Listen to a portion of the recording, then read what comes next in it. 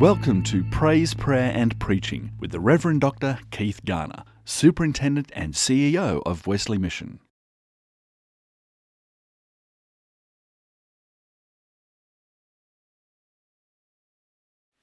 Welcome to the Wesley Theatre, as today we celebrate a special anniversary. 200 years ago this month, Rev Samuel Leigh arrived here in Australia. Leigh was appointed by the Wesleyan Methodist Church to be the first Wesleyan missionary to New South Wales. He will conduct extensive evangelistic ministry in Sydney and from horseback beyond Sydney. It's important to affirm, and I have done this in the book, that really New Zealand probably, unquestionably, maintain the memory of Leigh better than we do. I begin at the close of Leigh's life when, at the age of 65, while addressing a missionary meeting in Blackwater near Reading in Berkshire, he was taken ill in the midst of telling the story of his exploits in Australia and New Zealand. He died a year later and was buried in Reading Cemetery. The stone marking his grave read, "In memory of Rev Samuel Leigh, the first Wesleyan missionary to Australia and New Zealand, who died 2nd of May 1852, aged 66 years. On the tombstone were the words from Galatians 1, 15 and 16 that were read to us. But when God, who set me apart from birth and called me by his grace, was pleased to reveal his Son in me so that I may preach him among the Gentiles, my immediate response was not to consult any human being." The implication in the passage in Galatians, lived out in the life of Leigh, is that there is a specific calling that was given to him to come here to this great place. Samuel Leigh had something of the same purposeful call in his life as the apostle. It's not uncommon when we're working with young people, when we're alongside young people, to say to them that if you aim at nothing, you'll definitely hit it. And the truth is, it's certainly true in all our Christian lives. Those who are seeking to respond in some way must rise above the aimless drift that often marks out a society and people. Samuel Leigh was a man who gave himself to the call of God. And I want to reflect upon that life in three particular ways. And I hope bring some clarity in terms of how that might impact, affect, and give shape to our mission today. He was a person called from the beginning, ready to rise to the challenges and build opportunities, and accordingly, we'll always be thankful to God for him. First of all, Samuel Leigh was called from the beginning. Leigh was born on the 1st of September 1785 at Milton in Staffordshire. Milton then, and even today, was still really on the edge of the Potteries, a small rural village not far from Hanley, places that became the home to such household names as Dalton and Wedgwood in the great Industrial Revolution in the middle of England. He was a thoughtful person who was at once open and responsive to religious influence. He was the son of Anglican parents, but was converted by Methodists who came to the cottage meetings that were held near his home. He then joined an independent congregation in Handley, and he was so enthusiastic even from the early days that he rented a pew so that he could bring people who had no understanding of the Christian faith, were right outside the church, to sit with him Sunday by Sunday that they might find faith. He became what was known as a circuit helper, which meant he started to preach in the adjacent villages and in that particular part of the world. And then he enrolled in a congregational seminary in Hampshire, but he withdrew because he couldn't cope with their harsh Calvinistic views. Leigh had a passion for people. He joined the Wesleyan Society at nearby Portsmouth and was soon accepted as a young probationer minister by the conference and appointed to Shaftesbury, where he served with great effectiveness for 2 years. When the call of God came to him, he found it very difficult to leave his mother and sister. Alexander Strachan described what this was like for Samuel. While Mr. Leigh walked from his mother's house to the coach, a distance of about a mile, he was absorbed in thought and overwhelmed with grief. He had no misgivings about what the call was going to mean for him, but he struggled deeply. He left all his family. Don't underwrite all this about our missionaries. Some people have forgotten that it's only 50 years ago these were the heroes amongst many young people. They left everything to give themselves to a new world. Now they're thought of as old-fashioned and dated, but not many people leave everything, including their family, to do what they believe is absolutely right. And so it was that he responded.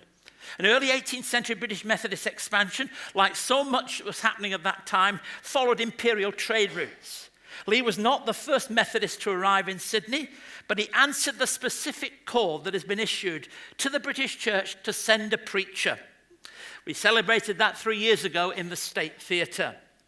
The intervening time was taken up with the search for the right person. The convict settlement was only 25 years old when Methodism made its first appearance. Leigh was convinced by God that he'd been called to serve overseas. The British Conference in 1814 had decided that the place for Samuel Leigh was Canada, and he was appointed to Montreal. After leaving home for the journey to London, he was told on his arrival in London he wouldn't be going to Montreal after all. There was a fight going on at the time between Britain and the United States over trading in France. Going to North America was considered too dangerous, unlike the simple trip to Australia. We sense that the hand of providence in all of this too. It's a difficult thing to put together, but many of the people who went to Canada were lost at sea. And Leigh found that out later. And there was a real sense that he believed it was the right place to be coming to. So he responded to an urgent call to this place, New South Wales, for a minister to help a small band of Methodists to preach to convicts and settlers. He set forth on the 21st of February 1815, and the diary shows all the entrance of that sea journey. And much of the Christian journey can, I think, be understood in terms of call. Often down roads that have many twists and turns and many things that we could never have planned for, but actually come across our way. The sense of God's guidance is there. To this day, a memorial cairn stands on the site of the first mission house in Kao in New Zealand. That cairn was erected by Maoris, who became members of the church. But read, if you will, something of the trip of this man to New Zealand, and you will see how thousands lost their lives, and how he was facing a real challenge when he was moving from here and to other places. It's on that cross, it's surmounted from Totora wood, and the inscription in both Maori and English paid tribute to Leigh's ministry. In 1943, in Kao, they renamed the main street Leigh Street. Samuel Leigh was prepared to meet challenges and build opportunities. When Leigh arrived at Port Jackson on the 10th of August 1815, there was no great reception party. Yet within 24 hours, he was in the presence of the governor of New South Wales, Lachlan Macquarie. When Leigh introduced himself as a Wesleyan missionary to Edward Eager, he received a less than enthusiastic welcome. Eager replied, "Indeed, I'm sorry to inform you, it's doubtful now whether the governor will allow you to remain in this country in that capacity." On that first night, he felt so despondent. He retired to bed, overwhelmed by the thoughts of what might happen now with his life. The next day, he presented himself to the governor, accompanied by Eager, and it became clear that Eager's fears were not unfounded. The governor informed Leigh, "I regret that you've come here as a missionary and feel sorry I cannot give you any encouragement in that capacity." Governor Macquarie informed Leigh he didn't have the appropriate letters of introduction. It had all gone wrong. You know, this is a true story for many, isn't it, arriving in this country? It had gone so wrong and the papers were not right. But it went on further. He said about all kinds of things happening. There were all manner of conflicts that were erupting in the colony. And the governor referred to a recent rebellion described as being aggravated by the bitter hostility of both the Papists and the Protestants. That's probably a reference to the Castle Hill Convict Rebellion in 1804. The governor continued, "I'd rather you'd come from any other society other than Methodist. I profess to be a member of the Church of England and wish all of the same profession. Therefore, I cannot encourage any parties." Leigh's approach, however, was to avoid unnecessary conflict and to retain close links with the Church of England. Governor Macquarie offered Leigh a position in the government and told him he'd be far richer and far more comfortable if he'd do this rather than go about preaching. Leigh turned the offer down, insisting he came to this colony as a Wesleyan missionary and could act in no other capacity while he remained here. However, this is fascinating. Before the interview was over, remember where it began? I can't encourage you. You can't do it. By the end of the interview, the governor saw something in Leigh's character and instructed the Surveyor General's office to provide Leigh with free passage throughout the colony. Governor Macquarie's change of heart is consistent with the perception of John Ritchie, the governor's biographer, who suggested that the governor himself saw himself as a benevolent landlord to all citizens of the colony, from the lowest to the highest. The autocratic president of the British Conference, Jabez Bunting, wrote to assure Macquarie that there was no intention to be a difficulty to him. The governor certainly warmed towards Leigh. In 1816, he was happy to patronise Leigh's Benevolent Society, and in January 1819, the foundation stone of a Wesleyan chapel was laid in Macquarie Street on land donated by the governor. And as we know, he gave land for a chapel at Parramatta and for further plots of land. The governor helped Leigh to launch the first Bible Society in Australia, Bible Society represented today, in March 1817. And since Bibles was very scarce, he wrote back to the local Methodist churches he knew and to the British Methodist Conference and said, we need Bibles out here. Only one family in 10 possessed one. And that was some of the roots of the Bible Society's work here in Australasia. On Leigh's arrival in Sydney, he asked for his furniture for his house and was given the reply, the London Committee understood you to apply for furniture for a horse, not a house. Therefore, he was supplied with a second-hand military saddle, a bridle, and other requisites. Again, this would provide something that was providential, because like John Wesley before him, it was on the horse that he made some of his most important inroads into the communities around the town of Sydney, as it was known then, out into many of those important places like the Hawkesbury and other places. The horse, Old Traveller, enabled Leigh to ensure the work grew far beyond Sydney. For example, in 10 days, he travelled about 150 miles, held 14 preaching services in places such as settlers' cabins, corn sheds, and storerooms. The meeting with John Leigh's is marked in our own Wesley Centre with a special prayer chapel named after John Leigh's, and it's referred to at much greater length in the book. However, it's worth noting that Leigh was able to forge relationships with people.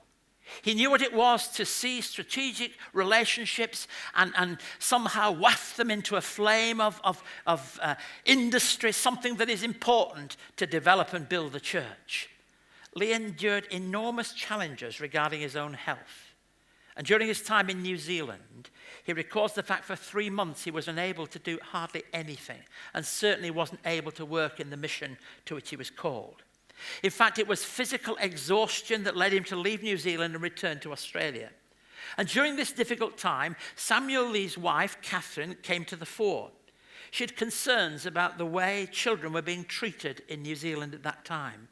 She used a very simple but effective ploy. She wrote back to Britain, and through herself and through the training of women, they made babies' clothes, especially for young girls. And you don't need the preacher to tell you why. It was important from the very earliest time to keep those girls alive and to ensure that something meaningful happened. Leigh was to lose eventually his wife, Catherine, who died in an epidemic on the 15th of May, 1831, was buried at St. John's Cemetery in Parramatta. Leigh was heartbroken. When he left the Southern Hemisphere in 1831, he was exhausted, broken at the loss of his dear wife, and in very poor health. But thirdly, Samuel Leigh is one for whom we shall always be thankful. Samuel Leigh had his weaknesses. In a localized history entitled Milton's Missionary, Pauline Jones says, like the rest of us, he had clay feet. But God was able to use this man who was willing to risk everything for the sake of spreading the gospel. I always find it fascinating that when people write books or they reflect upon people, however great and good they are, they seem surprised when there's any failings about them. Well, of course, there are failings about the people writing the book also. He was a real human being, and he knew what it was to feel very broken. His fallibility can be seen in his relationships with colleagues, especially the Reverend Walter Lorry. He wrote to London for extra resources, and 2 years later came this young probationary minister, 7 years his junior. At first, things went well. Lorry wrote in his journal, he's everything I could wish in a colleague. This would fracture over the hand of a wealthy woman, Mary Hassel. Margaret Reeson's wrote about that in Currency Lass. In addition, Leigh's constant loyalty to the Church of England was far too testing. Leigh was far more loyal to the Church of England than most of the Methodists were, even though he was there. And perhaps that was necessary to be able to make some of those early relationships that flowered into something meaningful and good. And many of them struggled with that in those early days. The Wesleyan leadership in London decreed that the two men, that is Leigh and Laurie, should travel to New Zealand. And then Laurie would go over to Tonga. Colleagues in New South Wales knew that this was not the best plan, all too aware of the fractured relationship between these two men. And it was agreed in Sydney that Leigh would go to New Zealand and Laurie would travel directly to Tonga. Leigh's story in New Zealand was remarkable. And Laurie, who found authority difficult, eventually returned to London, making way for the wonderful work of John Thomas and the spiritual awakening that came to Tonga. And that's why it's appropriate that Tongans should take place in this service here. Let me say, they have celebrated. It's probably one of the only places on the earth where the royal family is Methodist. It's probably one of the only places in the earth where to say that, it's an important thing to say. And they've just celebrated. And they didn't celebrate in a day. I think it went on for weeks and weeks and months, the celebration of a new person in leadership. But the spiritual awakening in the Pacific Islands has its links to some of the story that we share together today. Time prevents us from exploring in depth all of that. But I offer 4 causes for gratitude for Samuel Leigh. The first is this: he was faithful and fearless. His early life was very tame in comparison to what would lie ahead in the Southern Hemisphere. When in those early cottage meetings, if you had said to Samuel Leigh what was going to happen to him, he wouldn't have believed you. In 1986, the local minister, Milton in Staffordshire, reflected on Leigh's life in this way. Samuel Leigh was one of that mighty army. And the fact that he didn't come from Galilee, Tarsus, or Rome, but Milton in Staffordshire, should help us to understand that these missionaries were ordinary people, such as ourselves, using their gifts in the service of the Lord. They had their roots, their families, and their weaknesses. They were not plaster saints, but human beings. He was a faithful leader, but he was also fearless. He had to bring a boy back from being burnt to death. He had to face the fact of epidemic and knowing very much of the rejection of some people when he went into new communities. But you see, he was also one who refused to take easy options. How different it would have been if Leigh had said to the governor, well, that's a good idea. I'm happy to take a place in the government. We know very well that would have done him far better. Soon he would have had a very nice home, and soon he would have settled back to a very nice life here in what would be Australia in every sense. But he chose not to do that. When Samuel and Catherine were about to set off for New Zealand, Leigh offered Catherine the opportunity of remaining in Australia while he headed off to face an uncertain fate. Catherine responded, Samuel, I've heard nothing that has shaken my confidence in God. Our friends at home expect us to do our duty. I shall not be happy another day in this colony. We are prepared for death or life in the discharge of our duty. The history book tells how Chief Hungy went into an uncontrollable rage shortly after Leigh arrived, killing thousands of people. The couple walked into immediate danger, but it didn't deter them. He was an entrepreneurial leader in many ways. When he returned to Britain to equip himself for the mission in New Zealand, he asked the Methodist Missionary Society if they would give him more money so that his work could continue. They were already in debt because at that time the mission work was spreading to many different places. But Leigh put a plan that went to the Methodist Conference, a famous one that met in Liverpool in 1820. And that plan was that he would go around the manufacturing towns of the northwest of England and the Midlands, and he would get all the materials he needed donated by people who had become Methodist leaders in business as well as in their religious life. And so he went, and his plans were successful. He took spades, axes, ploughs, saws, cutlery, fish hooks, and the like. And from Manchester, he received bales of calico and clothes, and he was given, wait for this, 100 gold rings and a tent. Well, that's worth thinking about, isn't it, what that was all about? But they just said, right, we'll be part of the mission. He had to look for new ways of doing things. When I hear about this in these early missionaries, I see where some of the spirit that makes us what we are today has grown from. And the missionary strategies of growth were a further example of how he could build friendships. He was a committed builder whose work stretched far into the future. The work of Samuel Leigh must not be judged unfairly, nor unduly criticized by a generation who has to face very few of the challenges that he had to face. Even our own historian, Don Wright, was in danger of doing so in suggesting he left the mission in a shambles. But he did acknowledge this, that he had a missionary spirit and considerable evangelistic gifts that cannot be doubted. One of the remarkable features of any Australian gathering of size is that we're from such a multiplicity of backgrounds. That's who we are. And many of us have come to Australia to settle. But we haven't had to deal with anything like the challenges that this man first had to face. In a very different place, with hostility to his purpose as well as to his nature.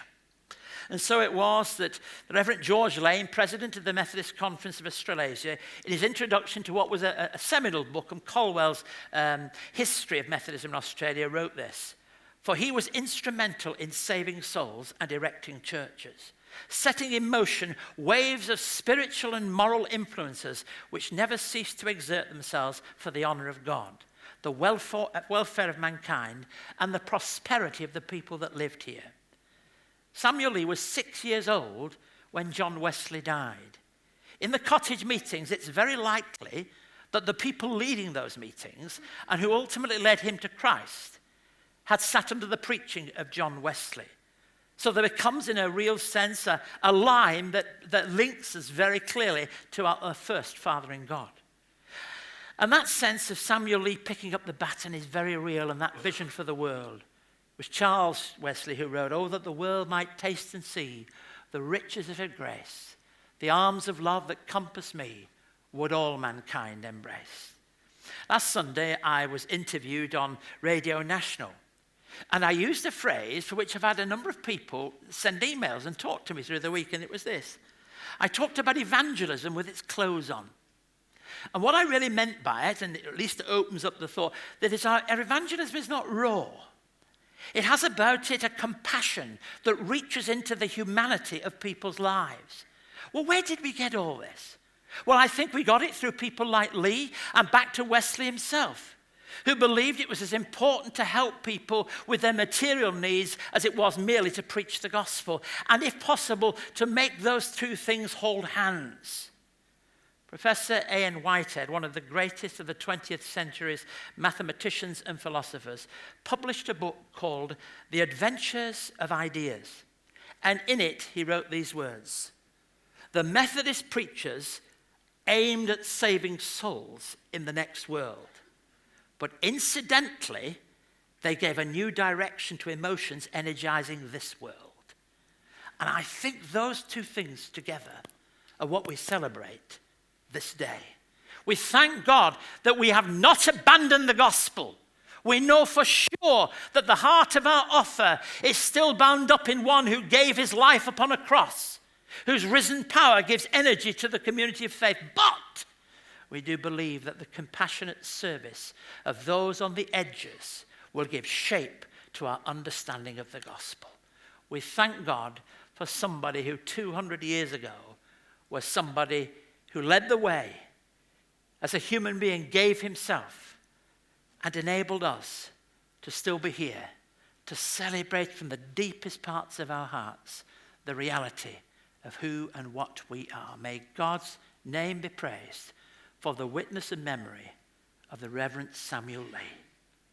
Amen.